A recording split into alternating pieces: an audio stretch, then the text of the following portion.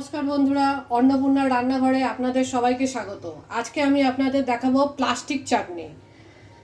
তার জন্য আমি নিয়ে নিয়েছি একটা মিডিয়াম সাইজের পেঁপে, এরকম পাতলা পাতলা করে কেটে। একটা পেঁপের জন্য আমার লাগবে 300 গ্রাম চিনি, একটা অর্ধেক বেদানা ছাড়িয়ে নিয়েছি, 50 গ্রাম মতো কিশমিশ, 50 গ্রাম মতো কাজু, একটুখানি আমসত্ত্ব এবং 8-10টা খেজুর। আর লাগবে আমার সামান্য নুন আর সামান্য তেল। এবার আমি আপনাদের রান্নাটা দেখাচ্ছি। চাটনি করতে কিন্তু আমাদের একদমই তেল বেশি লাগে না। আমি এতে দিয়ে দেবো হাফ টিস্পুন, খুবই সামান্য তেল, হাফ টিস্পুন।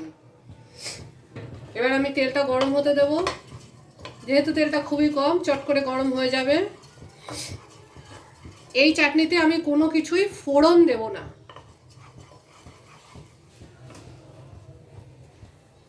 তেলটা গরম হয়ে গেলে আমি বুঝতে পারবো, গরম হয়ে গেলে আমি আমার এই পেঁপেগুলো দিয়ে দেব।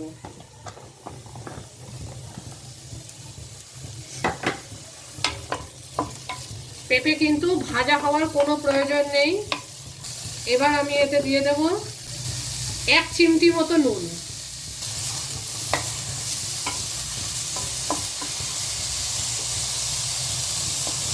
সামান্য একটু জল, হাফ কাপ, শুধু পেঁপেটা সেদ্ধ হওয়ার জন্য। এবার আমি গ্যাসটাকে মিডিয়াম করে এটা ঢেকে দেব। 5 মিনিট পরে আমি দেখব পেঁপেগুলো সেদ্ধ হয়েছে কিনা।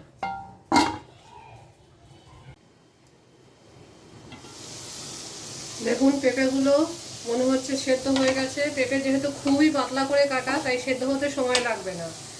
আমি হাফ কাপ মতোই জল দিয়েছিলাম। দেখুন আমার পেঁপেগুলো কিন্তু সেদ্ধ হয়ে গেছে। আমি আর জল দেব না এতে। এবার আমি দিয়ে দেবো এতে চিনিটা।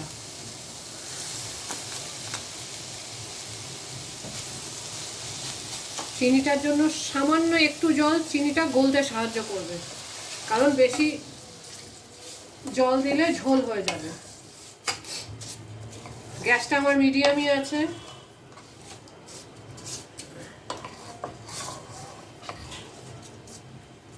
আবার আমি ঢেকে দেবো। একটা মিডিয়াম সাইজ মানে 500 বা 600 ওজনের পেঁপের জন্য কিন্তু 300 গ্রাম চিনি।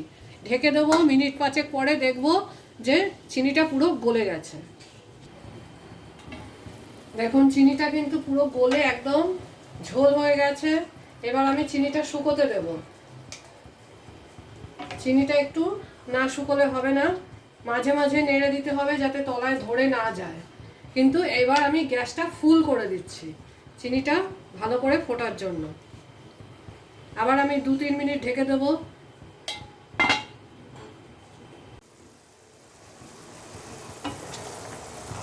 দেখুন ফেনা হয়ে এসছে, মানেই এটা চিনির শিরার মতো হয়ে যাচ্ছে। গ্যাসটা কমিয়ে দেখে নিই যে রসটা কিরকম হয়েছে। গ্যাসটা কমালেই ফেনাটা কমে যাবে।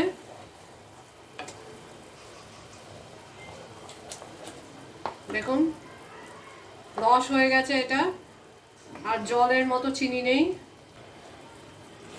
এবার আমি এতে দিয়ে দেবো একটা লেবু হাফ করে কেটে রেখেছি, লেবুটা রস দিয়ে দেবো আমি।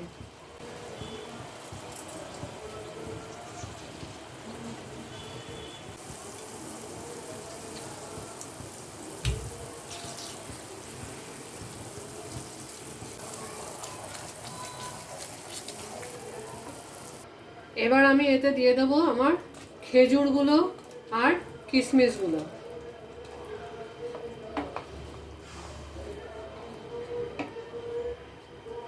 দিয়ে ভালো করে ফুটতে দেব। এই রসটা কিন্তু নামিয়ে রেখে দিলে একটু জমে যাবে, তাই খুব ঘন এখন আমরা করে নেব না। এমনি রসটা যথেষ্ট ঘন হয়ে গেছে। খেজুর এবং কিশমিশগুলো দিয়ে ভালো করে ফুটিয়ে নিচ্ছি। দেখুন আমাদের চাটনিটা কিন্তু হয়ে গেছে। এবার আমি গ্যাসটা একদম সিম করে দিয়েছি, একদমই সিম করে দিয়েছি। দিয়ে আমি দিয়ে দেবো আমসত্ত্বগুলো।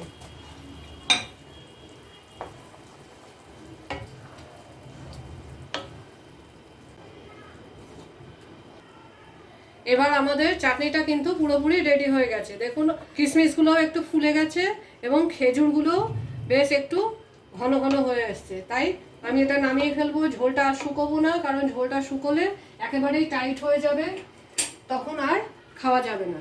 এবার আমি গ্যাসটা নিভিয়ে দিচ্ছি, চাটনিটা বাটিতে ঢেলে দিলাম।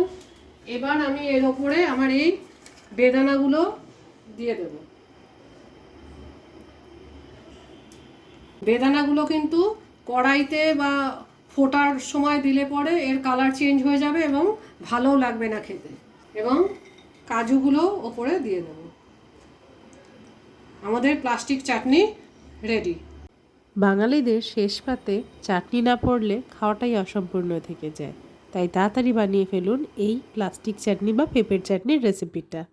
আর আমাদের চ্যানেলে টমেটো এবং কাঁচা আমের চাটনির রেসিপিও দেওয়া আছে, আপনারা প্লিজ গিয়ে চেক করুন। লিংক ডেসক্রিপশন বক্সে শেয়ার করা আছে। আর আমাদের চ্যানেলকে প্লিজ লাইক, শেয়ার আর সাবস্ক্রাইব করুন। Thank you for watching.